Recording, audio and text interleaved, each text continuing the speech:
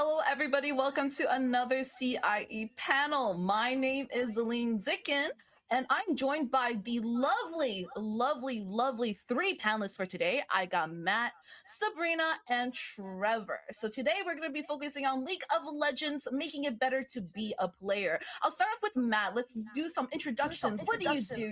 Tell the audience. The floor is yours. Sure. My name is Matt Buholtz, and I'm the regional community lead for the Americas, which means that I work across influencers, social, community, and even a little bit of PR in North America, Brazil, and Latin America. A lot of that is how we bring cool events to people, or even like how we connect devs and do dev update stuff. But it's really fun getting to work with players in that way. And moving on, we got Sabrina. Go introduce yourself to the audience. Hey everyone, my name is Sabrina Kennedy, but most people know me as Riot Sab. I'm a brand manager for League of Legends at Riot Games, focused on the North American audience, and I work on campaigns, events, and player-facing experiences that bring the League brand to life beyond the game. Something a little extra as well for this audience, I am also a previous collegiate leader myself. I founded and was president of Highlander Gaming, UC Riverside, from 2014 to 2018. So it's really nice to talk to the collegiate audience once again. Clock it. And definitely the last person we have, last but not least, got Trevor. Introduce yourself to the audience. Hey everybody, and thank you for having us. I'm Trevor Houston, also go by Torch for gaming. I used to play professionally for a long time ago and started my collegiate team in StarCraft way back in the day as well. So love collegiate esports and Scholastic in general. Currently, I am new to Riot, so I've only been with Riot for 3 months, so I'm still kind of getting a sense for what my role is and how I can make the biggest impact. But I'm a program manager focusing on organized play in North America. And this is a new discipline that we're kind of defining as a company and really taking a focus on region by region and finding the best ways to support the communities that are growing, just like this one. And we'll have a lot more to share as I get deeper into my role and work more with the community. 100%. Before we get into the nitty gritty of the panel, I like to start off with a little fun question. This is about League of Legends. So my first opening question to all of y'all is, what champion do you main on League? I will be judging for y'all. And also, what's your favorite skin for that champion? So for me, I main Seraphine, and my favorite skin for Seraphine is definitely going to be that KDA All Out skin. Sexy, beautiful, it's great. So I guess I'll start off with Mao. What's your favorite League? Who do you main on League, and what's your favorite skin? Yeah, so I'm a support main. I play a lot of engaged supports. My favorite champion is probably one of the most popular champions in League, so it's no surprise that's Tahm Kench. Everyone loves Tahm Kench. I'm kidding. He's like very low played, but I love him. I can't get enough of him. I think he's amazing. I love the Crossroads archetype that he is, and also his playstyle is just super fun. And then my favorite skin for him is probably gonna be the Shanghai Scrolls one. I think it has like amazing VFX and animations. I also, when I need to like really infuriate my opponents, I'll play the Chonk skin that just came out. I love that. Gotta support players unite. My second main is Nautilus, and Shanghai Scrolls definitely top tier. Moving on to Sab, what can you tell me about your favorite League champion as well as your favorite skin for that champion? I'm also an engaged support main, so I main Leona. She's been my main since season 3 till now. Play her all the time, even in the internal tournaments. And my favorite skin for her is Lunar Eclipse Leona. I love Celestial. I love things that are pretty, and she just lives like that boss energy in that skin. So that sounds my favorite. Yeah, a little callback, Celestial. Space Gods TFT set right now. So True, facts. Definitely a good shout out for that. And last but not least, you got Trevor. Who do you main on League? And as well as what's your favorite skin for that?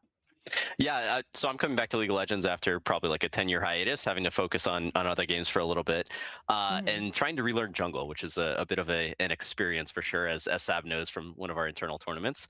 My main right now is Warwick, when he doesn't get banned out, unfortunately. And my favorite skin for him is the Firefang skin. It was actually gifted to me when I was playing a long time ago, and it was like right as cosmetics and games were starting to become a thing. So having that moment of one of my coworkers gifting me the skin like really built a lot of affinity to it, and kind of works pretty nicely with my handle of Torch. Okay, I see. That definitely torch, fire. So, and goes hand in hand for sure. Let's go straight into the panel. So the panel is about how, the team is making players the center of everything, right? So when we talk about what does putting players first mean to you, what does that really define? How would you define that? I guess I'll start with Sabrina actually first. How would you define, what putting players first means to you? Yeah. So when I take a look at my work, which again is a lot of marketing campaigns and player experience, we center every decision around like player value and what it means for them.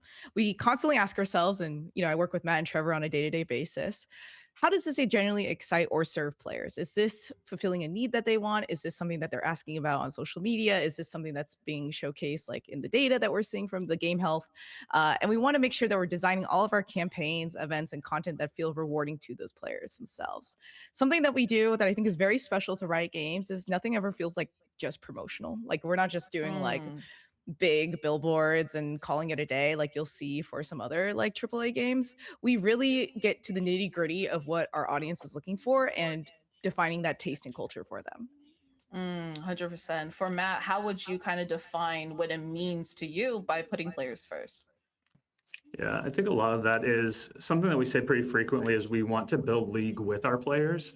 And so how that manifests is like we get a lot of feedback, and that can come in so many different ways. Like we have a full insights team who is absolutely cracked. Like they'll pull every single like thing that any player could ever want to say about something and let us know. But we also do like feedback sessions, or we go to events like I was just at Gamescom in Sao Paulo this past weekend and talking with players there about like, oh, how do you feel about this patch? How do you feel about like the balance changes? How do you feel about Mm. whatever? And then bringing those back to the team.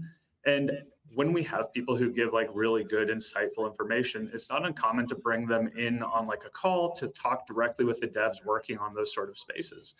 And through that, we really get like a truthful like perspective of how we can make it better to be a player and make the game with our players. So a lot of my stuff is just bringing everyone into the fold and having a good time because we all love League. Seems like a lot of your job is kind of being that bridge between, the community as well as the actual development team, right? And speaking about, development too, and for Torch, like what do you think, putting players first means to you or your team specifically? Yeah, so kind of building on a little bit of what Matt was saying is like there's all different types of players out there. They have all different experience levels, desires, like even just like local capabilities to them. So for me in organized play, it's not so much about trying to answer the right question for every single player. I'm trying to communicate more with the organizers that are then able to reach those players and find what are the common challenges that these organizers have that Riot is uniquely positioned to be able to support.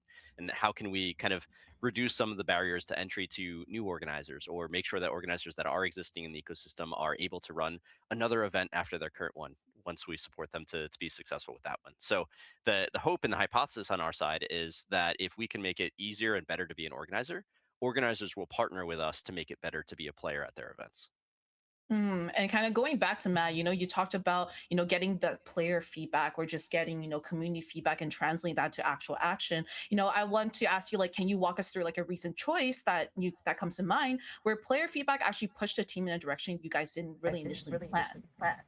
Yeah, so going back to last year, we released the Exalted Sana Azul Mordekaiser like in the first quarter, and Mordekaiser mains when they saw the first like looks of it were pretty quick to be like, hey, something's just like a little off here. Like it's really cool, but like something is a little bit off as a Mordekaiser main.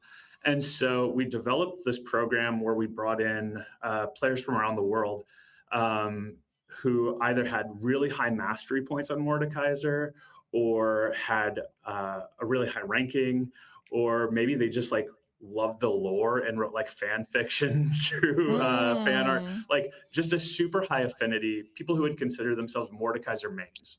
And we mm, brought them into a room to talk with the skins team about like what it was that really makes Mordekaiser Mordekaiser for them, what rings true.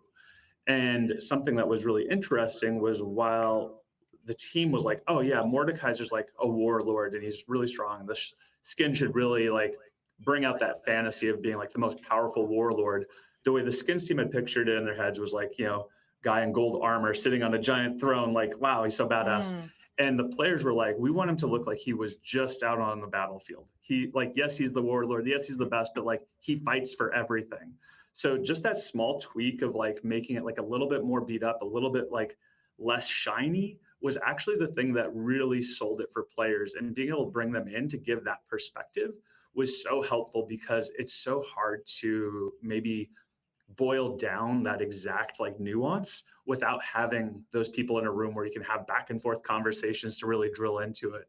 And so that was kind of a really cool moment where players were able to make that difference for us.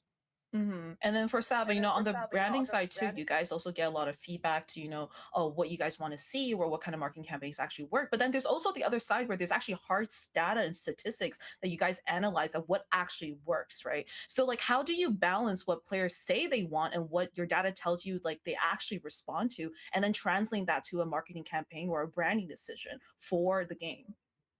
Absolutely. I mean, as a brand manager, we're always working left brain and right brain. So we take a lot of looks at, player surveys and game health data. And we're also taking a look at sentiment of what players are saying online, in game, all that jazz. And honestly, it's a constant tension. It's not like a binary choice. It's not neither here nor there.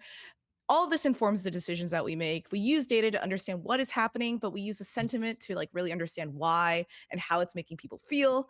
And when those conflict, there's actually some pretty interesting insights that we can actually get from that. Like what people are saying is different than how they're reacting or actually doing action. And all that data, all that information really comes together and helps us really formulate a program or a campaign that is perfect for that player.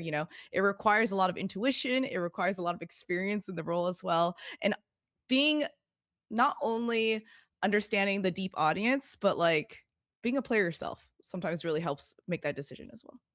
Yeah, I want to jump in real quick too. Like a good example of how this surfaces on like the balance side even is like we have an awesome creator named Mrs. Chim Chim, and she's doing a show called Summoner Sofa where she talks about things happening in League. And in this week's episode, she was actually talking about Mel and how Mel is so frustrating and like has one of the highest ban rates, but Mel's win rate is like 42%.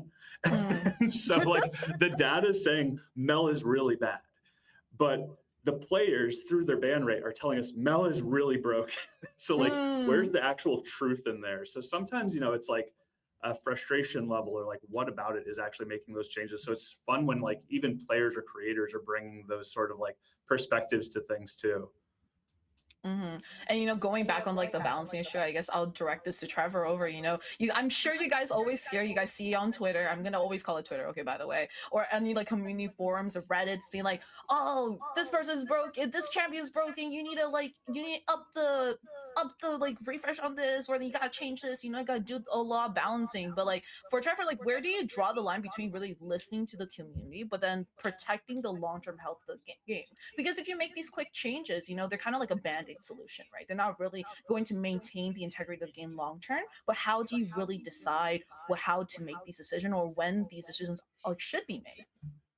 Yeah, so first on the actual like balance side of things, like there's a phrase within Riot that's like own your lane. Make sure that you're really good at what you're doing, but you're also respecting the expertise and the legacy of some of the other departments that are there and have built really strong processes to keep making the best games in the world here. So for me in my role, like when I'm seeing that chatter, a lot of it is how do I just make sure that I'm distilling this down and passing it along faithfully to the folks that can actually take that information and do something productive with it. So I'm new, so I'm still kind of learning the right pathways in a lot of places, and I lean on Sav and Matt in a lot of cases for that. But if we're looking more towards the program side of things, like where I'm focused on organized play, a lot of it is around how do I make hypotheses but don't necessarily jump to conclusions with them, and use those hypotheses to build pilots, something that's small, that's low risk, that we can get out into the community, get real feedback, real data, and then grow from there. And just we don't know what we're going to see. We don't know what the players are going to resonate with, and we need to have an open mind just like the players do, and working with organizers to make sure that that message is clear all the way through, and everyone's really working to make this the best it could possibly be. I feel like definitely for Riot, and I think any gaming company in general, finding that balance is always really key. But then deciding where to, have listen to your community, you want them involved, you want them to know, hey, we hear you. But at the same time, like, hey, like maybe like these changes are not really realistic, and having to kind of there's a little trade-off in that situation, right? But then going kind of pivoting a little bit more towards that community and culture talk, we do have, a lot of the memes, the mains or like the fan art rivalries that are super, super common within just the overall league community, or like I see them all the time on Reddit posts, say all the memes, right? So I guess a little fun question for y'all. I'll start with Matt first. What is your favorite meme that has come out of League of Legends in your time with Riot? Oh man, that's tough. Like there are a lot. Like I love the classic Renekton, I'm French. I think that's a good one. I loved because I got to work on that Mordekaiser thing, and because I work with Brazil, I love the Mordekaiser Death Realm being Brazil. Classic as always. I think that, man, there's so many just great ones that it's hard to pick just one. I love the TSM chants that happen still. Got you. And what about for you, Sab? Honestly, my favorite is actually an esports specific League of Legends meme, and it's literally the Faker doing the somersault. I don't know why, but I saw that at a watch party I was running as like a collegiate leader. It was like 2 a.m. when it happened, I think, live, and I just like think about that all the time. It lives rent free in my brain, this moment. Why did he do that? I don't understand, but like surrealistic moment. And for you, Trevor? I'm notoriously really bad with memes and staying up to date with everything. So not so much a meme, but just the experiences of the early season 2 finals with Silver Scrapes. It has kind of permeated across the entire esports industry. So just knowing that, like, yes, this challenging moment, particularly being there on site, and stressful for the devs, for the producers, for the teams, has turned into this thing that is something where we can all kind of look back on it fondly and know that esports has grown so much, and we're going to continue to grow a lot from there. So not so much a meme, but more of like a reminder of what we're all here for, and how we can continue to just like really focus on the joy and the community that's coming together through these events.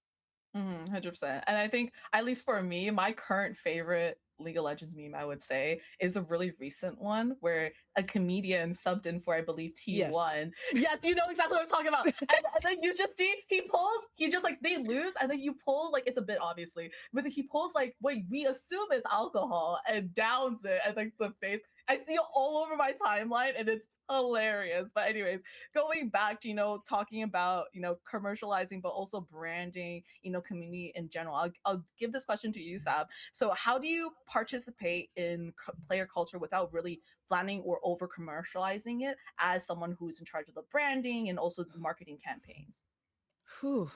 Well, it's interesting. I think, again, at the core, Riot is built by players for players. So commercializing is like almost a foreign concept to us because we are literally our own audience that we're talking to. And a lot of the work that we do, I know we had this convo right before the panel started, is stuff that gets us excited. It's stuff that we're so excited to share with players. And it's genuine. Like everything I know, like all the writers I know, all the work that we do is generally for players by players. And I honestly have never had something come across my desk that felt like overly commercialized. And I think if it did, people would call that out just because it's really not a part of our Riot culture. Yeah, That makes a lot of sense. I think too, like part of it is that authenticity that Sab is talking about, and we get a lot of that globally by working with our regional teams. Like we have amazing partner teams across the entire world, and they're the ones who like kind of let us know, like, hey, this is happening in the culture in our region. We want to be there with League. So like Carnival in Brazil or Golden Week in China, like these sort of places or times are ways that like League can show up and just be there with everyone. So it's not about commercializing it as like just being a part of that culture in that moment with those people authentically. And I think like definitely that has to do it, as you said, like Golden Week with one, also just in general, like even like the holidays, specific holidays that are like specific to some cultures, like for Chinese New Year or like Lunar New Year, for at least like TFT side. Before this, panel, we talked a little bit about TFT. You got these like specific skins come out, or even for, April Fools or stuff, you have like these really cool skins to be part of, that culture and just like kind of show like, hey, we see you guys, incorporating that within, player experience as well. well, right? But then I'm sure you guys also have their fair share of, toxicity, got burnout, player frustration that you guys definitely kind of hear and stuff, especially, working within the community for you, Matt. So like how do you really navigate kind of those harder parts of the community like toxicity, burnout, as I mentioned, or player frustration during like these tough patches? Yeah, I think that we're actually really lucky, and maybe it's just because I'm like an optimist at heart, but like all feedback is great feedback. And if someone is even like angry or upset or has like really maybe harsh feedback, it's usually more specific, which makes my job a Mm, lot easier and helps us actually solve it a lot quicker. So like if someone comes to us and is like, "Oh, my champ got nerfed really hard and they're really weak pre-6 now. I can't have any yeah. lane presence. Like I hate Mm, everything." I'm like, it's like, cool. You just gave me like 3 checkpoints to pass on to the balance team, and like they know exactly what this is, which is so much more helpful than like someone who might be less passionate about it and just be like, "Oh, it sucks," which I yeah. can't do anything about. So Hmm. like when there is that like toxicity around like the work that we do or like harder criticism, it's really a boon. When it comes like to toxicity player to player, that's definitely challenging as well. The team's been working really hard at like improving the systems to like protect gameplay and make it more fun and your games feel like better, like how you communicate and how you work with other players. But we're also doing a lot of investment in pro social spaces. So like how do we recognize people or community organizers who are making positive spaces? And like Seb, Trevor, and I are working on like a community kit program right now that's Yeah. really awesome. Mm, But it's like, you want to run a tournament? Awesome. Here's some cool stuff for you to do. Thanks for doing something cool for our players. And mm. hopefully through that, we create like a pro social loop where more people will want to do positive things, and like more people will get that great experience and they're going to carry that positivity forward in their games. Hmm. I Yeah, think and one. just to jump in, Go sorry, for it. and kind of No, you're double good. down on that, like you mentioned about player burnout and how do we avoid that type of situation. I think a lot of it is building these programs like Matt's talking about where we're not focusing on winning. We're not focusing on being the number one best player in the world or in North America. We're focusing on the joy of connection, and participation on its own should be rewarding and should be something fun. So even if you lose all of your games in an event, like that's still cool. And hopefully it doesn't lead to the psychological impacts of like burnout or like over competition or things along those lines. So there's a lot of nuance to that, and it's going to take us some time to get it right. But trying to go after that and make sure that it is really rewarding for people to just join the community and be part of this and make it their own, like that's going to be a big focus on trying to get away from some of the negative aspects. Hmm. And kind of like shifting gears a little bit, I do think, part of the community aspect, and as you talked about the involvement of even like collegiate esports or these collegiate communities within League of Legends as well, a lot of these players are also, potentially taking a look at how they can turn their casual play to like kind of a competitive pipeline. And I kind of want to ask you, Trevor, as someone who's very more familiar with like the organized play portion, how do you make organized play feel accessible to someone who's good at the game, but has not really touched a bracket before where not really familiar with that entire process? Yeah, a lot of it comes down to just educating on what exists. So there's a path to pro that sometimes is a little obscured depending on the game that you're talking about or the particular time or even the particular region. So Hmm. working with each of those ecosystems to make sure that it's clear to potential players that want to go on that path, like what is the path? Like where can they truly evaluate how good they are? Is it their ladder ranking? Is it the team that they're on and how they did in the last tournament? Just like helping to define that, but then also making it super clear that if they want to go to the next level, what is that level? Where would they go? And what is it going to take to get there? And in a lot of cases, like let's be real, the majority of cases, people aren't going to be ready to take that next step. And making sure that everyone knows Mm, that's okay, that's still awesome. Just participating in that level and not going any further is it totally fine. If you want to keep playing in bronze, like that's good. Let's celebrate that. Let's make sure that that's a fun experience to have. But for those players that do want to aspire to be a professional or even just the best player on their varsity team at their school, like having the knowledge and ability to kind of get into the right training programs, like right in-game knowledge, right out-of-game knowledge, building all the soft skills you need to be a good teammate, like all of those types of things kind of fit into it. And I can't point to anything directly today, but that's the type of problems that we want to work with organizers and partners to help to solve and help to get more resources out there for all different types of players, team owners, everything that's involved in it. But yeah, I mean, a lot of it is also making sure that we're clearly differentiating what is path to pro and focused on finding the best players and refining their skill, and what we're calling organized play explicitly about just getting people together and enjoying the IP, enjoying the game, enjoying the community, Mm. and making it clear so that expectations going into an event are exactly what people want them to be, and people are able to kind of self-select where they want to go, and also to self-analyze, are they in the right space for themselves. Mm-hmm.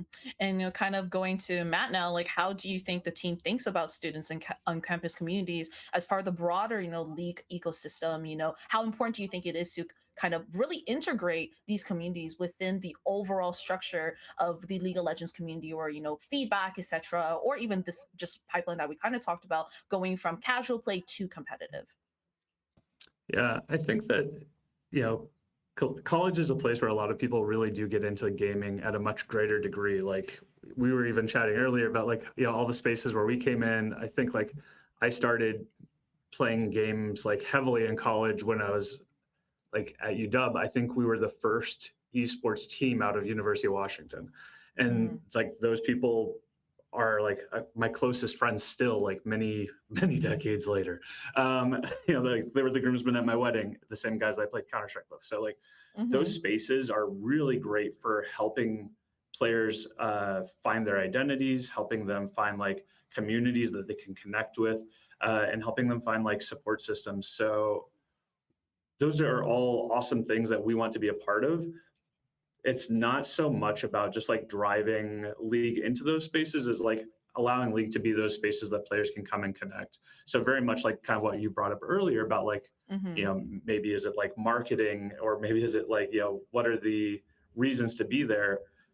I think all of us just tie into, we want to create a space where players can connect and like really just enjoy being a gamer, being a League player, and like meeting other people. So as we continue to like create those spaces and create those programs with like the stuff that Trevor's working on and the stuff that Sab is working on, and getting to talk with people like like these are the places where we want to come and just like help build that out more and more and more, and just grant support.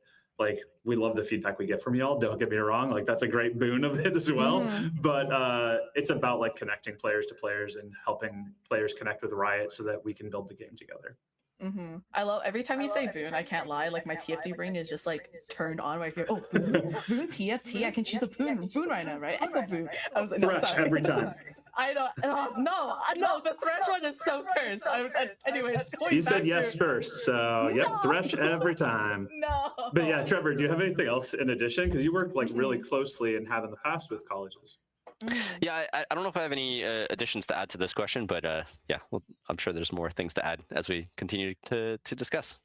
Mm-hmm. I mean, like for Sab, you mentioned at the very beginning, you yourself actually were part of collegiate esports back in your time in college, as well as part of your UC team, right? Or like UC esports as a whole in your experience. Like, how do you think with your experience in that sense, like how important is collegiate esports to League of Legends in your opinion, or what's your experience with that?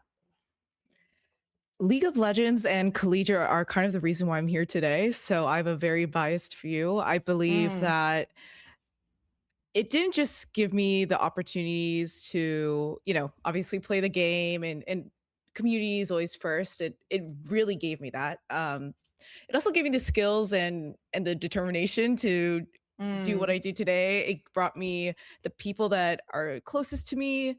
It's given me so many other soft skills actually in the space of working with a team, and how do you bring that. And I think collegiate League of Legends is such a special place for folks, whether you're on the community side or on the competitive side. And I think the most beautiful part is when all of those things come together and you get to do events like this, or other expositions and conventions with your organization. It's actually incredible, and you don't see that with, say, traditional sports, right? Esports is this like really mm-hmm, special place where both of those things can thrive together in a way that it is just incredible, and kind of new, right, to this landscape. So that's how, mm-hmm. yeah, I think collegiate league is a very cool spot.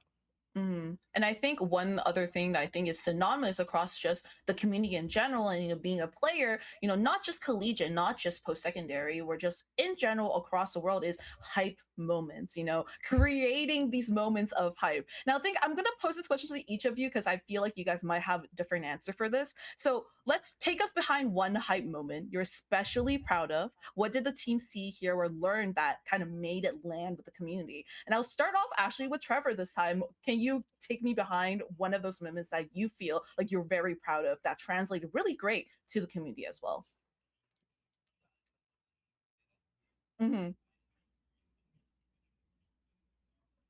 Fair, fair. Hmm. Oh yeah, don't. I'm gonna make a reminder right now on my phone. Okay, so don't try it. If you get a DM from me in 9 months,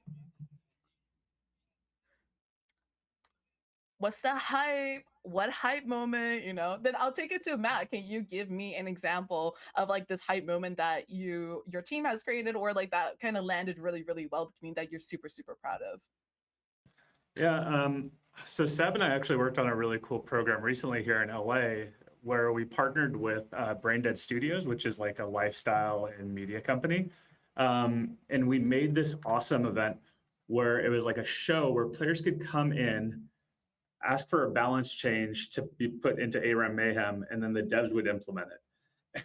And so players would come in and be like, I want Lux's E to be 2 times as big and 3 times as much damage. And the devs were like, sick, let's do it. And they put it into a build. And then players would actually get to go up, play on that build with just like an entire roster of broken characters.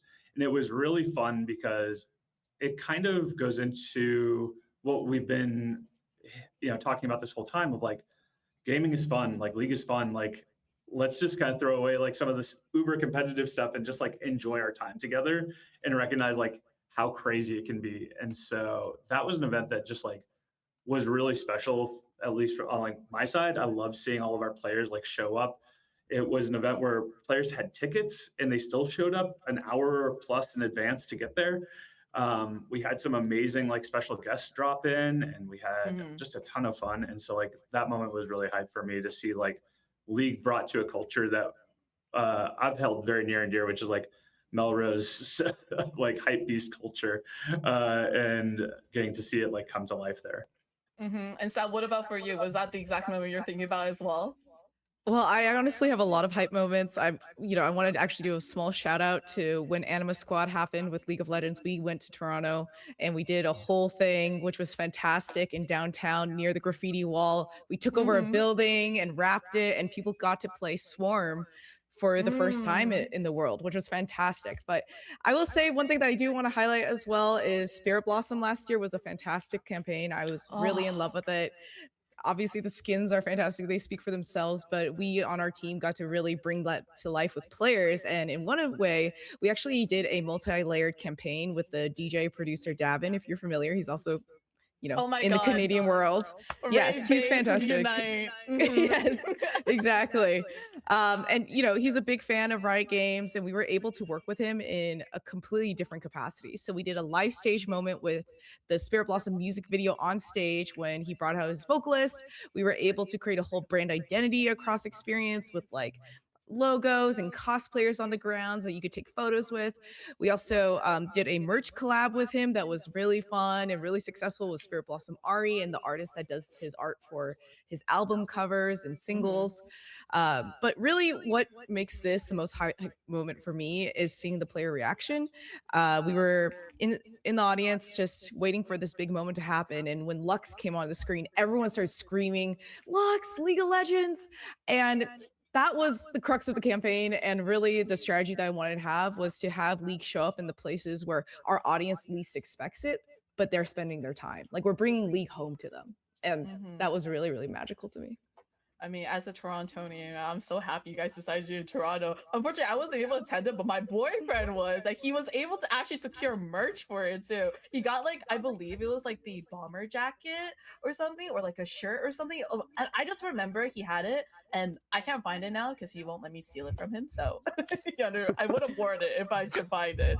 But anyways, that's like definitely a very decup on my end too, where I definitely saw that, and the campaign was chef's kiss. It was beautiful.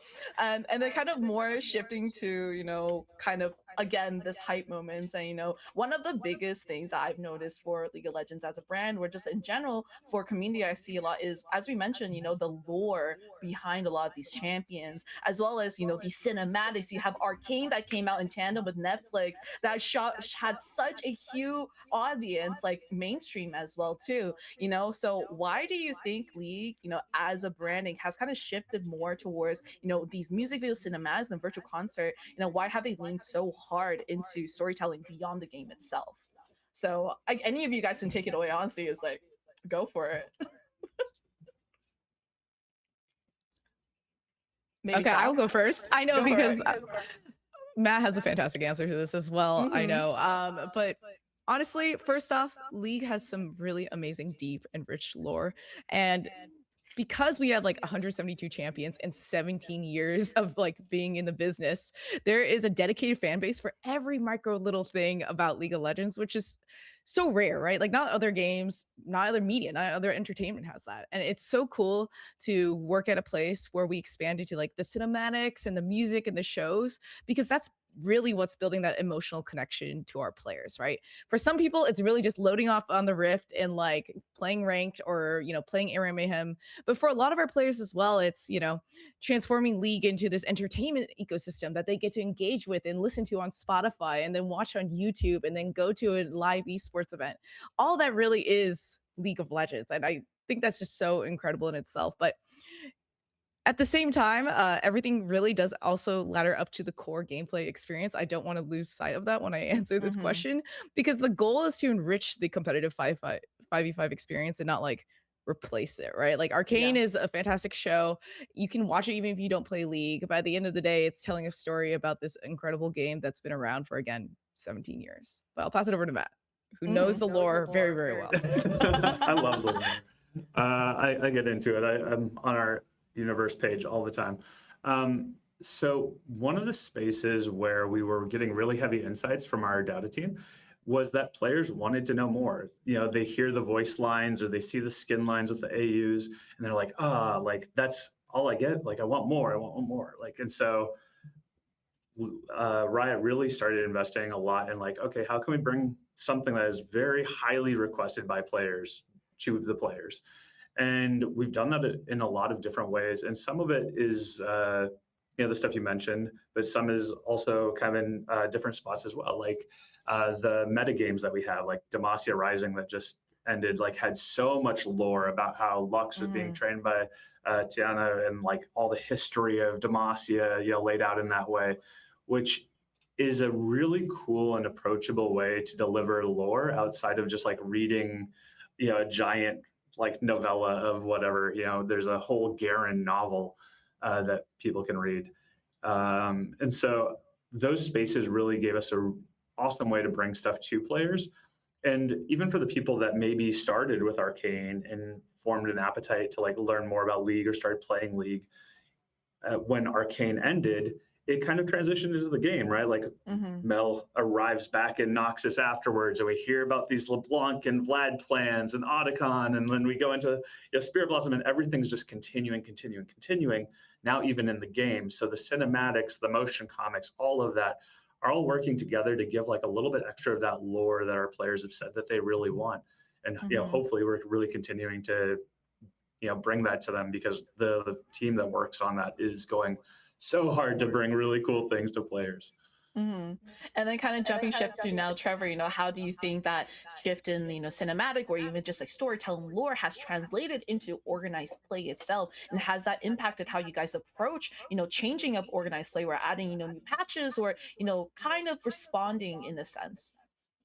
Yeah, I think it goes back to something I mentioned early in this panel, where there's all different types of players. And what's really exciting is that now there's all these different types of media that might resonate with a particular audience member that pulls them into the overall league universe, into Mhm. Runeterra in some capacity. And that's awesome. So not only is it just these multi media experiences, but also now multi genres of games themselves. So we were talking a little bit before this about 2xKO and having a fighting game. Mm. There's Riftbound on the physical TCG side of things.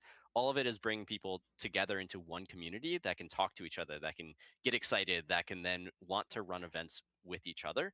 And it doesn't need to be a 5v5 Summoner's Rift tournament for people to have a reason to get together and talk about this game, talk about this IP, talk about their favorite characters or their least favorite characters. Like, it's just a lot of really cool things to give people threads to start to pick at and to form connections and to tie together and make it something that's just like super enriching and pro social for everything that comes forward. Mhm.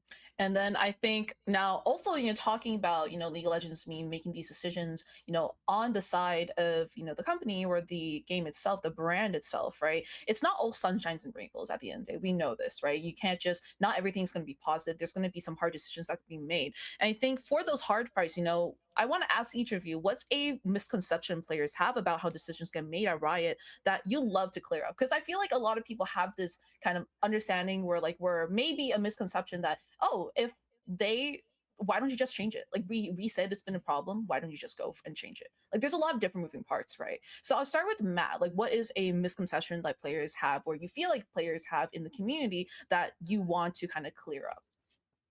Yeah, I think for me, one that is kind of interesting is there are often misconceptions about how decisions are made. And I think that that's Mm. like kind of at the core of almost everything is like, unless you're on the inside, it's really hard to know all the steps that go into making something happen. So, like a balance change, a single balance change has a full team of people working on it. And there's a really fun Slack channel that if I'm ever curious, I hop in and I can just see like someone will be like, what if we change this thing on this champion to address this player problem? And then there will be a thread of like 200 replies of devs just being like, well, that would make this happen with this champion, or that would make this interaction. And so, like, even though there may be like a singular face that you see in like a dev update or like a patch notes that's like bringing that information forward, like maybe an MLH or a freak, like the team is behind all of those choices and making these like insanely complex decisions across a variety of disciplines to like make sure that it's as good as possible when it goes to players. And along similar lines, when it comes to decisions of like things that we might bring to players, it might seem like things are coming down from like a singular direction or like, hey, this is just what we're going to do for league. And often it is that like boots on the ground, like regional teams that are bringing back information to like the broader league team to be like, hey, here's something that we've been hearing players really want, or that would really work well in our region. What do you think? And then that creates this full loop of like communication between players, regions, central, to make Hmm. the experience really great for players too. So both of those things kind of play into like how decisions are made at Riot, Hmm. but it's mostly that like you should know that players are really at the center of each of those things. And like, Yeah. it's just how do we get that information from as many people possible to make the best decision for them? What about for you, Sab? What kind of misconception in the, decision making for branding or marketing do you think players have that you kind of want to clear up, or kind of be like, hey guys, like, it's not that easy? You know, a really funny one I think is that some people think that like, oh, Riot's not listening or they don't see, Hmm. we get a Reddit newsletter every day that someone makes about what people are saying about our games, like legit, and it's incredibly informative. We listen and people are working. Things can't change overnight, but we do have a 2-week patch cycle, which is pretty fast for most games. So obviously we are always taking into sentiment as well as how game health is really going together. So, you know, all that. I would also say to piggyback off of Matt's point, don't shoot the messenger, like just because one person's saying it on Twitter or on like a video doesn't mean that person's making that decision. There's a lot of people who are contributing to make sure that we're doing what's best for players. And obviously some things might not like necessarily make sense on the surface at once, Hmm. but understand that there's definitely a lot of reasoning, a lot of work that goes into every single thing that goes into the game. And for Trevor, what about from a game dev or a organized play perspective? Do you think there's misconceptions that are very popular, very prevalent within the community that you would also like to clear up for your team or for yourself? Yeah, honestly, I don't think I know of too many quite yet. Again, this might be something I have a very different answer for several months from now. I guess just like two aspects that I kind of am seeing and living day to day is kind of how regionally flexible everything is for Riot. So Mm. there's a very intentional strategy about having regional experts hired in each of the different markets to be able to kind of speak to players, be able to speak to the resources that are available, and create things that are the best fit at that time for that community. And that's something that isn't always the case around the industry and around giant companies that are operating globally, where sometimes there is this directive coming down from on high to all the different layers that eventually execute and get in the players' hands. Riot's not like that. Riot's very much ready to react and ready to listen to that small community to figure out what's right for them. So the takeaway from that, I would say, is if you're feeling like you're not being supported in the right way for you and your particular needs, it might just be that the right person hasn't heard about it yet. So get vocal, speak about it, give that feedback, network to whoever you can to kind of to pass that message along. And then I guess something that's a little bit closer to me and my job so far is we also work very closely with partners to do execution. So it's Mm. not just Riot employees that are making these decisions and deciding what to do and how to make the best solutions. We lean heavily on the expertise and just the direct connections that we have. So some decisions that partners make maybe it's Riot thoughts. Some decisions that Riot makes maybe our partner thoughts. So definitely look at what is the overall groups that are involved in something that's being made and how can you look at the different needs of those groups to better understand why decisions were made and better give feedback to make those decisions even better in the future kind of thing. And I think, one more question I think for you, and then I'm gonna go actually reverse order, is there like a problem that your team is actually kind of wrestling with right now, even if it doesn't really have a clear answer yet? Yeah, for my team, I think there's a lot of discussion in the North American market about the collegiate ecosystem and Mm. scholastic esports in general. There's been a trend of just lowering support, or at least appearing to lower support over the last several years, and that's something that we're feeling as well is not where we want these programs to go. So finding ways to identify what is the actual like goal of what we're trying to accomplish, what is the goal of all the different school administrations, the different school entities like CIE that are trying to do really cool things for players, for students, for administrations, and developing solutions that are going to be able to build year over year rather than contracting year over years is kind of like a Mm. big focus for me. Seem like there's a lot to kind of think about for that, as well as like there's you have to kind of bridge those gaps in that sense too, right? And then I'm gonna go for Stab. Do you have anything that your team, for branding or marketing that you guys are actively wrestling or working with right now, even if you guys don't really have a clear answer yet? When you're in the business of marketing to players and being player centric, you have to be incredibly nimble. So we may have let's say, a hypothesis of how something is going to be received or how we're going to be talking about that. And we'll decide how deep or how focused we are going to be on that project. And the player reaction might be the opposite. Maybe it's something that we haven't invested a lot into. And then players are like, oh my God, I need so much more of this. This is the best thing ever. We stay nimble, Hmm. right? We stay focused. We talk to the teams immediately. We see the player reaction and we act fast. And the constant challenge of that is actually really fun and kind of one of my favorite parts of the job. It's challenging but exciting, and it's really great to see how players are reacting and in consequence of that, reacting to them. Working on the fly, being flexible, and just also Mhm. being really responsive to make sure the community hears that you're heard, as well as, just in general, just making sure that it resonates with them too, right? Mhm. And I think for you, Matt, like because you are, the community lead for, a specific region too. So like, what are some of like those problems that you're also wrestling with your team where you guys might not have a clear answer yet too? Yeah, so some of the stuff that I work on is, again, connecting players with the devs and helping get that like detailed feedback or like maybe spotting some edge cases or more of the qualitative sort of feedback. And we've talked about, that in a couple different ways, either from the insights team or through players themselves. But ultimately, it's about distilling signal from noise and really trying to find the heart of the different things. So if there's a topic that one team is working on really hard, it's not uncommon for us to get called in and be like, hey, what are you hearing in your region about X, Y, or Z? One of the ones right now, and big shout out to the people who are chatting with me in your Discord, is like the Apex tier reset. Like that was a lot of decisions over a lot of months of work and a lot of players globally giving feedback to like, continue that work and see where we're at. And that's something where the team is constantly still collecting feedback and like learning where we're at, how it's going. Are we on like track with what they expected? And so those sort of spaces are always really great to get feedback of any kind at any time so that we can make sure that either one, we're tracking in the direction we need to be, or two, we need to like really make a quick change and see what we can do. And I think, as we are nearing the end of our panel, actually, I kind of had one last questions for all of you. I'll start with Trevor.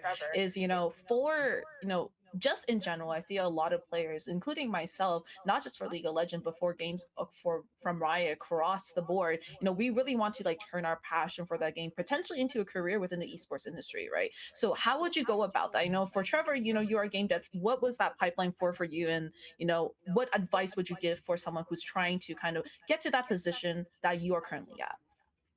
Yeah, I wouldn't look to my career path as a playbook to follow. I got very lucky and had very strong support from family, friends, my partner. Like there was just a lot that worked very well for me, and I need to kind of count those blessings for how I got here.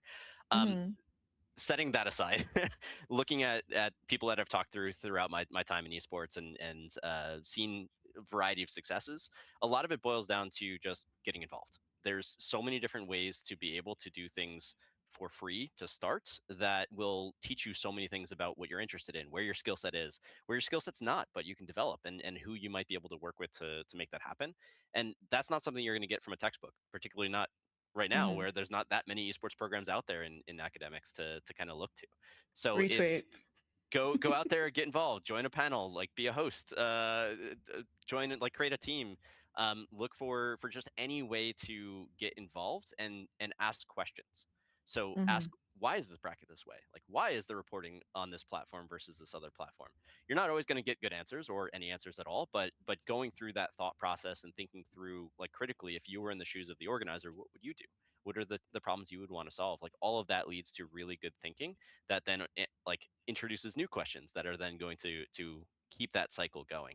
And ultimately it's going to come down to like really being true to yourself and honest of like, where is your passion? What are you trying to do? Like, what is your motivation for doing this? And leaning into that. So don't practice 10 hours a day because you think that's how you become a pro if you don't actually want to play competitively, if you're not a competitive minded person. If you like to just bring people together and see others compete and be successful in whatever way they define it, that's awesome too. Like be a team organizer, just pull people together, get practices organized, do things like along those lines. If you like to be on camera and speak to people, like OBS is free. You can download it if you have a webcam or a mic. Like you don't even need a webcam with VTuber technology out these days. Like there's so many different ways that you can start doing something. That's my just strong recommendation is do it, but don't do it with the expectation of like a specific return or anything like that immediately. Try to develop skills that can be applicable to many different things. So like you might have a career pivot into something else, and that's awesome. Like having done anything in the esports industry is going to give you skills that are transferable to a lot of different types of career paths. And then for you, Sabine, your kind of career path is very synonymous, I feel like, to a lot of the players or community members who are also kind of experiencing kind of the very early start of, trying to transition from, collegiate into maybe something of a career, like a profession within the esports industry. What advice would you give someone to, achieve kind of that goal that you currently are, or like achieve your position, I guess? Yeah, absolutely. I'm one of you guys, that's for sure. Again, I'm a person who was in collegiate and then I interned at Blizzard and then I worked at a bunch of esports orgs and here I am as a brand manager for League of Legends. I've also mentored over 20 people in the collegiate space that have been making their careers in, whether that's with a publisher like Riot or Blizzard or with an esports team. And I have a couple of pieces of advice I think are really helpful. So first off, always start before you're ready. I think a lot of people that I work with on a one-to-one basis are waiting for the perfect condition to start, when instead momentum is more important than those conditions. People are like, oh, I want to start streaming, but like my camera's not really good and my mic kind of sucks. Or they're like, I want to be pro, but I just like, I don't really want to like just go and like I'm grinding, but it's not worth it to like put myself out there. No, you just got to start. You just got to start somehow. You got to talk to the right people. You got to put yourself out there, and you have to be uncomfortable. If you're going to stay comfortable, it's going to be real hard for you because there's someone else who's going out of their comfort zone to make things happen. The second piece I would really, really recommend is being clear on your goals and being able to pursue it. Your goal doesn't have to be like all linear, like I'm going to become the CEO of Riot Games and this is my 10-step process. That doesn't have to happen. Again, I explored a lot of different careers in my life. I've been an LCS team manager. I've been an events manager for an Overwatch League team. I've made my own clothing brand in the past. However, I had goals for all those things. I knew what I wanted and I went and accomplished those. And I think it's really important to stay focused. And the last thing I will say is be your own biggest advocate. It is really, really important to build things yourselves, create things yourselves, work with a team, find like-minded peers. But you need to share your work. Nobody's going to know if you're just working really hard and you stay silent about it. Not necessarily like showing off and being like overzealous, but celebrate those wins with your friends. Get dinner together, post about it on social that you did this, and someone like us might see it and be like, hey, let's support your event in the future with skin codes and event gear. Or maybe a recruiter or a talent manager might see your stream and be like, wait, let's give this kid a chance. All those things can't happen unless you advocate for yourself. So those are my 3 pieces of advice. It sounds like be proactive, be pragmatic, and be proud of yourself for the accomplishments. And I gotta 100% agree. And I think, Matt, as someone who is, a community lead, you probably have, some people who might reach out to you being like, oh, like, how can I also take my involvement in the community beyond that and make that into a career? What kind of advice would you have for that kind of person? I think a lot of it's similar to exactly what like Trevor and Sab said. Like so much of it is just that truth of like, do it, be a part of it, like level it up. I think that especially at a place like Riot, it's not necessarily about what you're doing as a subject matter. It's how do you approach it? Like, how do you like see something that you enjoy? How do you like make something of it? And how do you grow it? Like, are you that proactive person who wants to like continue to see something really succeed? So for community, if you're making a community event, great. Like maybe you just want to go like make a World's Watch Party. Awesome. How did you get people there? What did you do to like make the event cool? Like how did you work with the business that like you went to go watch it at? Like all of those things, putting them together, then even doing like a self-retro and being like, oh man, next time if I do this, I want to post it on social like twice instead of once.